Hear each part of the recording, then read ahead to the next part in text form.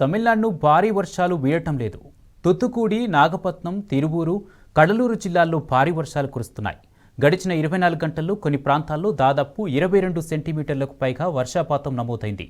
గత వారం రోజులుగా కురుస్తున్న వర్షాల కారణంగా పురాతన భవనాలు డేంజరస్గా మారాయి.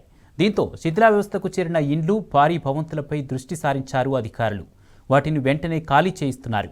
మరో 4 రోజుల పాటు వర్షాలు కురుస్తాయని ఐఎండీ తెలిపింది.